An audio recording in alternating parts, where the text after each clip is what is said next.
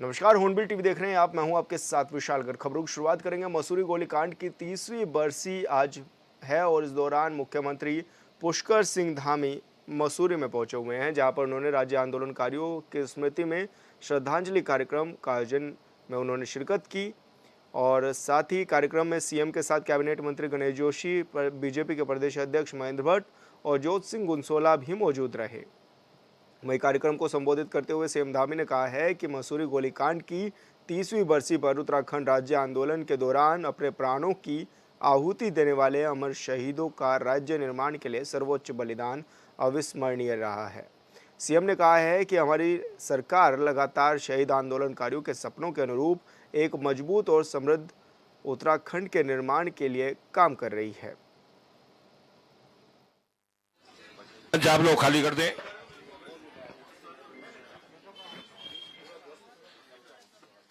हमने आंदोलनकारियों के बलिदानियों के परिवारों के प्रति जो 3,000 रुपए मानसिक पेंशन की सुविधा भी शुरू की। घायल और जेल गए आंदोलनकारियों के लिए क्रमशः 6,000 रुपए और सक्रिय आंदोलनकारियों को 4,500 रुपए प्रति माह पेंशन भी दी जा रही है।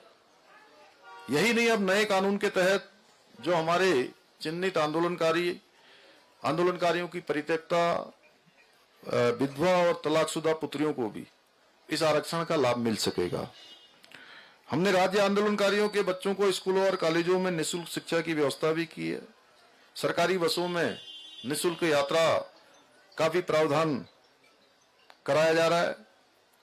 भाइयों बहनों, उत्तराखंड के आंदोलन में हमारी नारी शक्ति का, हमारी मातृशक्ति का, उनकी भूमिका अत्यंत महत्वपूर्ण रही है और उन्होंने इस आंदोलन को पूरा करने में, यानी कि राज्य प्राप्ति में उनका बहुत बड़ा योगदान रहा है। इस आंदोलन में उन्होंने बढ़ चढ़कर भाग लिया।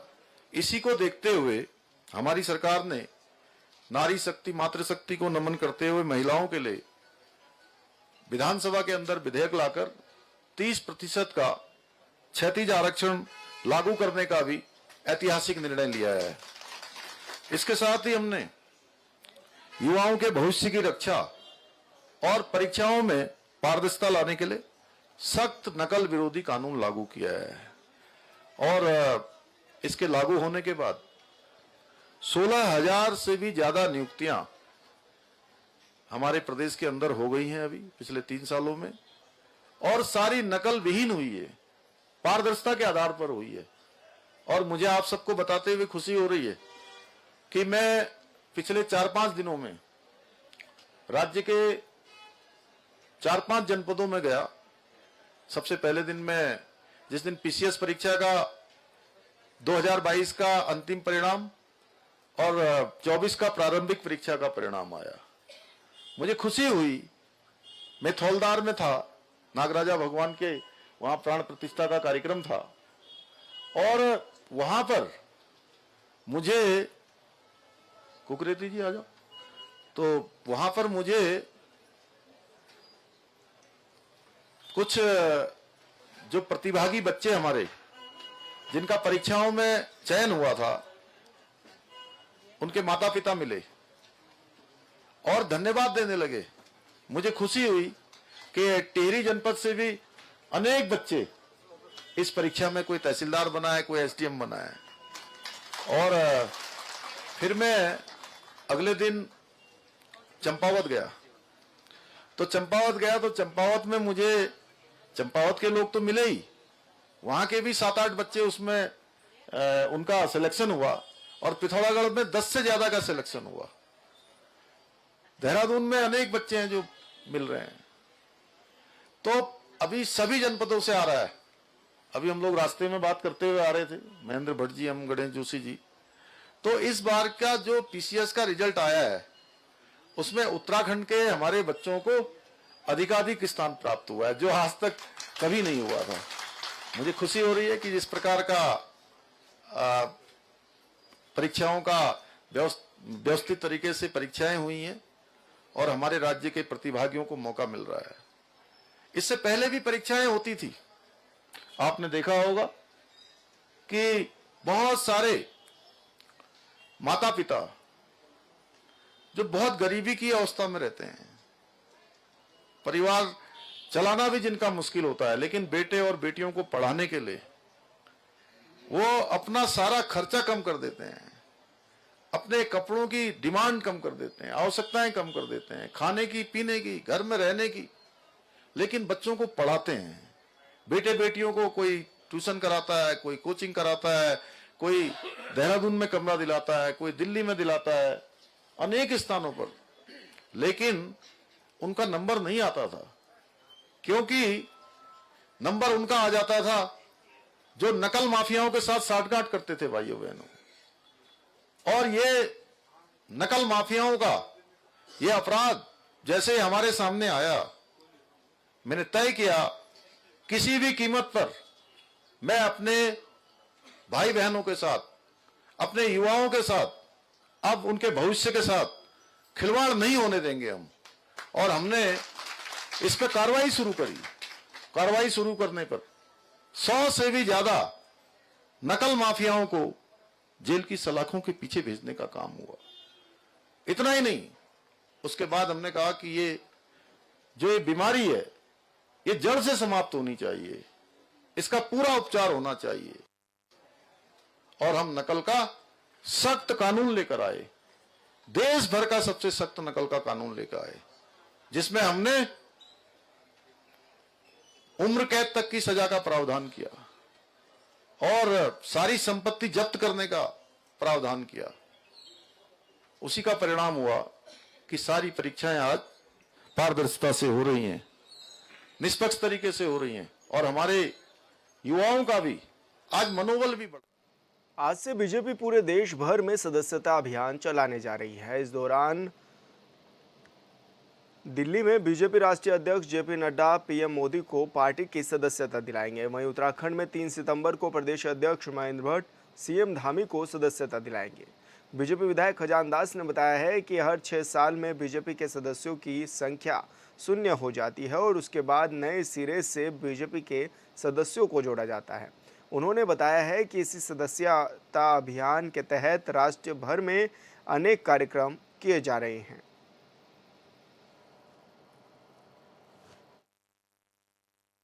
कल देश के माननीय प्रधानमंत्री सदस्यता लेंगे, माननीय जेपी नड्डा जी जो हमारे राष्ट्रीय अध्यक्ष हैं उनको सदस्यता दिलवाएंगे, और उसके बाद यानी कि 3 तारीख को हमारे सूबे के मुख्यमंत्री भारतीय जनता पार्टी की सदस्यता लेंगे और माननीय हमारे जो प्रदेश के अध्यक्ष हैं महेंद्र भट्ट जी उनको सदस्यता दिलवाएंगे। और उसके उपरांत फिर ये सदस्यता अभियान शुरू होगा 4 तारीख से लेकर के, और ये 20 तारीख तक हम घर घर जाकर के सदस्य बनाने का काम करेंगे। और क्योंकि इस समय पूरे भारतीय जनता पार्टी की सदस्यता 0 हो गई है, इसलिए सबको नया सदस्य बनना है और इसके लिए हमारे प्रयास जारी। उत्तराखंड में महिलाओं के साथ बढ़ते अपराध को लेकर बीजेपी और कांग्रेस अब आमने सामने नजर आ रहे हैं। कांग्रेस प्रदेश उपाध्यक्ष मथुरा दत्त जोशी का कहना है कि बीजेपी ने अपने नेताओं को लाइसेंस प्रदान किया है कि जिससे वो मां बहनों की आबरू के साथ सरेआम खेल सके। उन्होंने कहा कि बीजेपी के नेता सत्ता के नशे में इतने मदमस्त हैं कि उन्हें महिलाओं की इज्जत की कोई परवाह नहीं है। वहीं दूसरी तरफ अल्मोड़ा में हुई वारदात को लेकर बीजेपी विधायक खजान दास ने दुखद इसको बताया है। उन्होंने कहा है कि बीजेपी का कानून सख्त है और अपराधी व्यक्ति को बिल्कुल बर्दाश्त नहीं किया जाएगा। उन्होंने कहा है कि बीजेपी पर आरोप लगाने से पहले कांग्रेस अपने गिरेबान में झांक ले।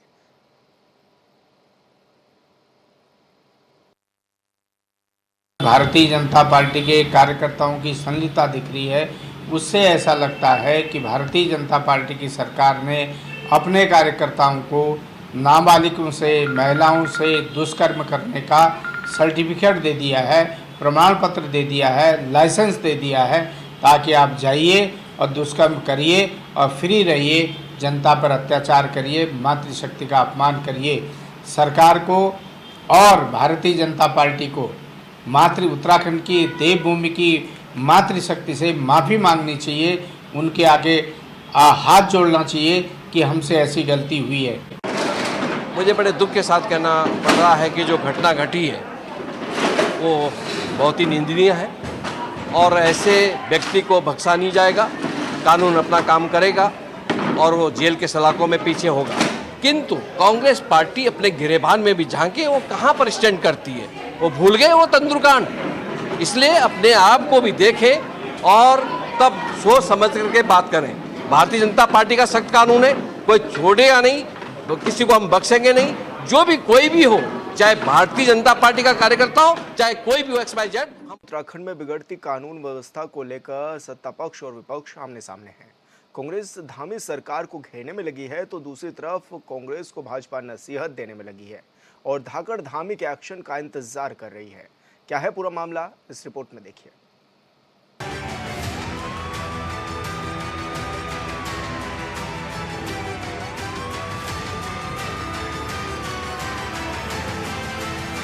उत्तराखंड की शांत वादियों में इन दिनों जमकर अपराध का ग्राफ बढ़ता हुआ दिखाई दे रहा है। प्रदेश में वेंटिलेटर पर जाती कानून व्यवस्था अब चिंता का विषय बनती जा रही है। उत्तराखंड में लगातार महिलाओं के उत्पीड़न के मामले बढ़ रहे हैं। लिहाजा विपक्ष का कहना है कि उत्तराखंड में आम जनजीवन भी अब सुरक्षित नहीं है। क्या अति हो गई है, जितनी घटनाएं अंकिता से पहले भी कई चीज़ें हुई, लेकिन अंकिता के बाद एकदम से बढ़ावा आया है। अंकिता के उसमें VIP को अगर गिरफ्तार किया होता तो आज BJP के कार्यकर्ताओं की हिम्मत नहीं होती कि इतनी घटनाएं घट रही हैं। हरिद्वार की 14 साल की बच्ची में जो आरोपी है वो भी BJP का OBC का व्यक्ति है।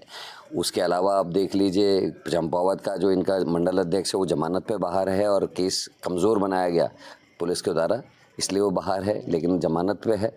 उसके अलावा सल्ट में 3 दिन पहले एक केस हुआ है जिसमें एक 14 साल की बच्ची का बलात्कार या मोलेस्टेशन के केस में इनका मंडल अध्यक्ष है। कल इनके दुग्ध संघ का एक जो व्यक्ति है वो लाल कुआं में एक महिला ने आरोप लगाया है, उसमें आज देख रहे हैं कार्रवाई होती नहीं होती। लगातार इस तरीके के केसेस सामने आ रहे हैं। कांग्रेस के प्रदेश अध्यक्ष करण मेहरा का कहना है कि BJP के शासनकाल में महिला अपराधों में लगातार बढ़ोतरी हो रही है और इन सब में BJP के पदाधिकारी और कार्यकर्ता शामिल हैं। कांग्रेस प्रदेश अध्यक्ष ने कहा कि अंकिता भंडारी हत्याकांड में VIP के नाम को उजागर नहीं किया गया। यही वजह है कि BJP के पदाधिकारी और कार्यकर्ताओं का मनोबल बढ़ा है, वह इस तरह के अपराधों को अंजाम दे रहे हैं। इसके साथ ही कांग्रेस प्रदेश अध्यक्ष ने कहा कि हरिद्वार में गौ तस्करी के आरोपी की पुलिस के सामने तालाब में डूबकर मौत हुई सामान्य घटना नहीं है। किसी भी आरोपी को कानून और न्यायालय के जरिए सजा दी जानी चाहिए। कांग्रेस प्रदेश अध्यक्ष ने कहा कि हरिद्वार में कांग्रेस के पदाधिकारी और कार्यकर्ता इस घटना की CBI की जांच की मांग कर रहे हैं। इनका एक हरिद्वार का ही आपने देखा होगा, इनका एक किसान मोर्चे का अध्यक्ष मॉलेस्टेशन के केस में बंद हुआ। तो लगातार ऐसे केसेस बढ़ रहे हैं और वैसे भी उत्तराखंड अब सुरक्षित सा महसूस होने लगा है। सबको अपनी बहन बेटियों की इज्जत की चिंता होने लगी है। और हरिद्वार में जो मोनू वाला मामला हुआ है पुलिस के साथ, जिसमें कई किस्म की बातें निकल के भी आ रही हैं और कई चीज़ें पुलिस कह रही है। हम कह रहे हैं पुलिस की बात सही भी है, अगर वो अपराधी भी था तो भी उसको मारने की इजाज़त किसी को नहीं थी। किसी व्यक्ति को उसको गिरफ्तार करते, जो उपयुक्त धाराएं उनमें उसके खिलाफ कार्रवाई करते, लेकिन पीट के उसको डाल देना, उसके बाद उसको मरने के लिए छोड़ना, आपकी उपस्थिति में वो डूबा है, क्यों नहीं उसको बचाने की कोशिश हुई। और जो वहाँ के लोगों ने भी गवाही दी है, लंबी अभी इसमें चलेंगी चीज़ें, जांच भी होगी। हम इसमें CBI जांच की मांग कर रहे हैं हाईकोर्ट के सिटिंग जज की देखरेख में। देखते हैं आने वाला समय क्या कहता है। आज हम SSP हरिद्वार का घेराव करने जा रहे हैं। सर क्या देखिए, उत्तराखंड के अंदर महिला दुष्कर्म के जो मामले हैं लगातार बढ़ते जा रहे हैं। अभी अल्मोड़ा के सल्ट विधानसभा के अंदर भारतीय जनता पार्टी के मंडल अध्यक्ष का नाम आया। ये कोई पहला मौका नहीं है जब इनके नेताओं का नाम सामने आए हैं। इससे पहले भी एक महिला ने एक विधायक पे, भारतीय जनता पार्टी के विधायक पे आरोप लगाया था, लेकिन उसका क्या हुआ? भारतीय जनता पार्टी महिला अपराध रोकने में नाकाम साबित हुई है। अगर हम ISBT की बात कर लें, अंकिता भंडारी वाली बात कर लें, रुद्रपुर के अंदर जिस प्रकार से घटना हुई उसकी अगर हम बात करें, पूरे प्रदेश के अंदर आज महिलाएं अपने को असुरक्षित महसूस कर रही हैं। इसके विरोध में हमने आज पूरे प्रदेश भर के अंदर ब्लॉक स्तर पर हमने प्रदर्शन किया है। और भारतीय जनता पार्टी की जो दमनकारी नीति है, महिला अपराध में बढ़ता ग्राफ है प्रदेश के अंदर, उसके विरोध में हमने आज कार्यक्रम किया है। निश्चित तौर पे सरकार को इसमें सजग होना चाहिए, कठोर नियम बनाने चाहिए इसमें और कठोर कार्रवाई होनी चाहिए। जो अभियुक्त पकड़े जा रहे हैं कि आने वाले समय में कोई भी इस प्रकार का कृत्य ना कर सके। इसलिए सरकार इस मामले में फेल हो चुकी है। सरकार के उसमें हमने पूरे प्रदेश भर में आज हमने कार्यक्रम इसका रखा था। इसमें कोई शक नहीं कि हाल के वर्षों में देवभूमि उत्तराखंड में महिला अपराध हो या फिर चोरी छिनतई अपराध की घटनाओं में वृद्धि हुई है, जो वाकई में चिंता की बात है। विपक्ष के कार्यकर्ता सड़कों पर उतरकर विरोध प्रदर्शन कर रहे हैं और सरकार को निशाने पर ले रहे हैं। इधर बीजेपी के नेता कांग्रेस को नसीहत दे रहे हैं। बीजेपी नेता का कहना है कि हर चीज पर राजनीति नहीं की जाती। हमारे प्रदेश के मुख्यमंत्री धाकड़ धामी के नाम से जाने जाते हैं और कुछ न कुछ धाकड़ धामी प्लान चल रहा है। जल्द ही धाकड़ एक्शन भी इन अपराधियों पर देखने को मिलेगा। क्या कहना है, बस यही है कि उत्तराखंड में हमारे आदरणीय मुख्यमंत्री जी जो हैं, पहली बात तो ये वो हमेशा सख्त से सख्त कदम उठाते हैं और महिलाओं को लेके तो कुछ ज़्यादा ही। वो महिलाओं के प्रति जरा सी भी कोई गलत चीज़ बर्दाश्त नहीं कर सकते हैं। और कांग्रेस का तो कारण ही यही है, मुद्दा ही यही है कि वो महिलाओं को लेके हर समय राजनीति खेलने में रहती है। तो वो बहुत ज़्यादा हर तरीके से देखा जाए ना, चाहे वो राजनीतिक कोई मैटर हो, चाहे वो पारिवारिक मैटर हो, चाहे समाज से जुड़ा हुआ कुछ इस तरीके की जो आजकल चल रहा है, महिलाओं के साथ में हो रहा है, जो बढ़ते अपराध है, उसको लेके हर चीज़ को एक ये राजनीतिक नज़रिए से देख रहे हैं। तो ये कांग्रेस जो है ना, मेरे को लगता है हर तरीके से एक तरीके से ये मुद्दाहीन हो चुकी है बहुत ज़्यादा। और जहाँ तक है हमारे धाकड़ धामी जी, वो हमेशा महिलाओं को लेके सख्त से सख्त कदम उठाते हैं और ऐसा नहीं है कि वो अभी कोई कदम नहीं उठाएंगे। उन्होंने कुछ सोच रखा होगा और उसके चलते कोई बहुत ही ज़बरदस्त सख्त कदम उठाया जाएगा। देखिए, सल्ट की जानकारी आज हमें प्राप्त हुई है और जो भी इस प्रकार की घटनाएं हैं, अभी सल्ट के मामले में पार्टी के स्तर पर भी तहकीकात की जा रही है, जानकारी प्राप्त की जा रही है। लेकिन जो भी इस प्रकार का आरोप लगा है, भारतीय जनता पार्टी पूरी तरह से मत हमारा स्पष्ट है कि हम इस प्रकार की घटना की घोर निंदा करते हैं, घोर इसका भर्त्सना करते हैं। और यदि इस प्रकार की घटना में कोई सत्यता होगी तो हम चाहेंगे कि दोषी को सख्त से सख्त सजा इसके लिए मिलनी चाहिए। और भारतीय जनता पार्टी ने पहले भी इस प्रकार की कोई घटना घटी होगी तो उसमें सख्त कार्रवाई की है। दोषी को जेल की सलाखों के पीछे भेजने का काम भारतीय जनता पार्टी की सरकार ने किया है। और अभी ये सल्ट की घटना के विषय में जानकारी जुटाई जा रही है, उसके वास्तविक तथ्यों को प्राप्त किया जा रहा है, जानकारी अभी ले रहे हैं। तो जो भी उसमें दोषी होगा, जिसकी भी गलती होगी, निश्चित रूप से उसको दंड देने के पक्षधर भारतीय जनता पार्टी है। इधर गदरपुर में किच्छा से कांग्रेस के विधायक तिलक राज बेहड़ ने उधमसिंह नगर जिले में पुलिस अधीक्षक पर सरकार के दबाव में गलत कार्यों में शामिल होने का आरोप लगाया।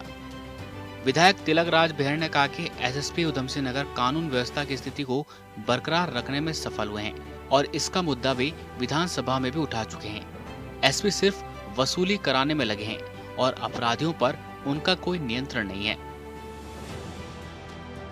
दुष्कर्म के मामले सामने आ रहे हैं और उसमें भारतीय जनता पार्टी के कार्यकर्ताओं की संलिप्तता दिख रही है। उससे ऐसा लगता है कि भारतीय जनता पार्टी की सरकार ने अपने कार्यकर्ताओं को नाबालिगों से, महिलाओं से दुष्कर्म करने का सर्टिफिकेट दे दिया है, प्रमाण पत्र दे दिया है, लाइसेंस दे दिया है, ताकि आप जाइए और दुष्कर्म करिए और फ्री रहिए, जनता पर अत्याचार करिए, मातृशक्ति का अपमान करिए। सरकार को और भारतीय जनता पार्टी को उत्तराखंड की देवभूमि की मातृशक्ति से माफ़ी मांगनी चाहिए, उनके आगे हाथ जोड़ना चाहिए कि हमसे ऐसी गलती हुई है। ये खुलेआम गलती नहीं है, ये सत्ता का नशा, सत्ता का मद, सत्ता के मद पर मस्त होकर भारतीय जनता पार्टी के कार्यकर्ता खुलेआम माँ बहनों की आबरू से खेलने का काम कर रहे हैं। मुझे बड़े दुख के साथ कहना पड़ रहा है कि जो घटना घटी है वो बहुत ही निंदनीय है और ऐसे व्यक्ति को बख्शा नहीं जाएगा। कानून अपना काम करेगा और वो जेल के सलाखों में पीछे होगा। किंतु कांग्रेस पार्टी अपने गिरेबान में भी झांके, वो कहाँ पर स्टैंड करती है, वो भूल गए वो तंदुरकांड। इसलिए अपने आप को भी देखें और तब सोच समझ करके बात करें। भारतीय जनता पार्टी का सख्त कानून है, कोई छोड़ेगा नहीं, तो किसी को हम बख्शेंगे नहीं। जो भी कोई भी हो, चाहे भारतीय जनता पार्टी का कार्यकर्ता हो, चाहे कोई भी हो, XYZ, हम छोड़ेंगे। उत्तराखंड हिमालयी राज्य है और कहते हैं कि पहाड़ों में पहले अपराध की घटनाएं नहीं घटती थी, लेकिन बदलते दौर पर मैदान से लेकर पहाड़ तक चोरी, चितनई, लूट, दुष्कर्म की घटनाएं बढ़ी हैं। लिहाजा विपक्ष लगातार विरोध प्रदर्शन कर सरकार की नीति पर सवाल उठा रहा है और सत्ता पक्ष विपक्ष के आरोपों को दरकिनार कर नसीहत दे रहा है। लिहाजा ये सवाल है कि क्या सरकार जल्द कोई ठोस कदम उठाएगी या फिर यूं ही आरोपों की राजनीति जारी रहेगी। Bureau report, hornbill TV. Dehradun में देर शाम हुई भारी बारिश ने जगह जगह पर पानी भरना भी अब शुरू हो गया है। ऐसे में लोगों के अब घरों में पानी घुसना शुरू हो गया है और लोग अब काफ़ी परेशान नज़र आ रहे हैं। और ऐसे में मौसम विभाग की ओर से अभी फ़िलहाल कोई राहत मिलती हुई भी नज़र नहीं आ रही है। मौसम विभाग के अनुसार दोपहर में धूप खिलने के साथ ही शाम के वक्त से तेज़ बारिश का दौर जारी रहने का अनुमान जताया गया है।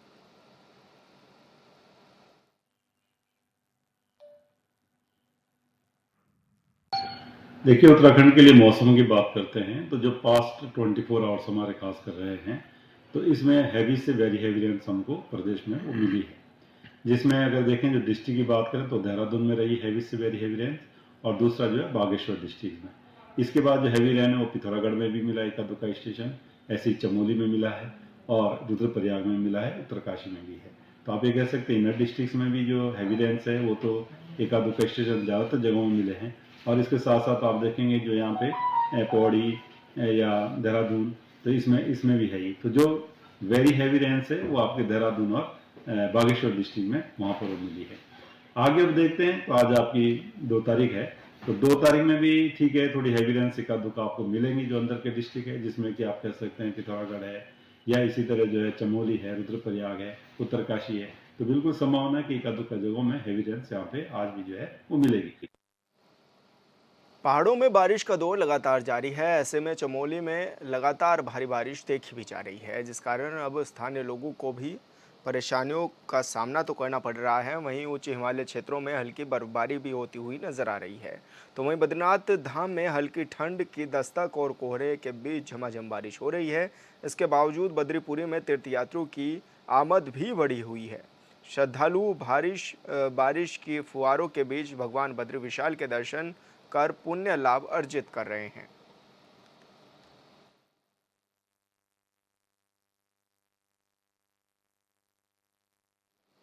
और संवाददाता संजय कुंवर हमारे साथ फोन लाइन पर जुड़ गए हैं। संजय, किस तरह का मौसम हाल फिलहाल में बना हुआ है चमोली का और क्या माने मौसम विभाग ने क्या अनुमान अभी जाहिर भी किया हुआ है?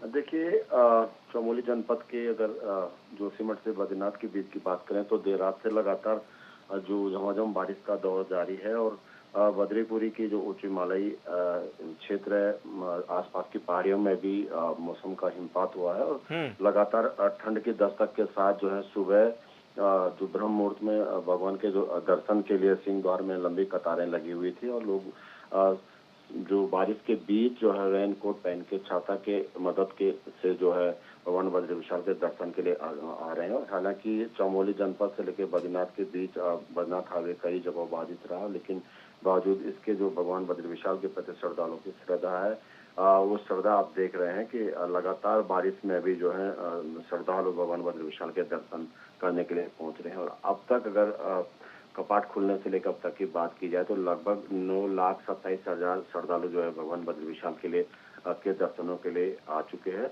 हालांकि हेमकुंड साहिब सहित जो उच्च हिमालयी क्षेत्र है वहाँ पे जो है ठंड भी शुरू हो चुकी है और लगातार बारिश जो है हेमकुंड साहिब में भी जारी है, लेकिन यहाँ भी जो आस्था पथ है वो श्रद्धालुओं से बिल्कुल गुलजार है और लगातार हेमकुंड साहिब भी जो है श्रद्धालु पहुंच रहे हैं। और कुल मिलाकर के जो दोनों धामों की बात की जाए तो देर शाम से दोनों धामों में बारिश हो रही है, लेकिन यात्रा जो है सुगमता के साथ जारी है। जी बिल्कुल संजय, बहुत बहुत शुक्रिया आपका तमाम जानकारी साझा करने के लिए।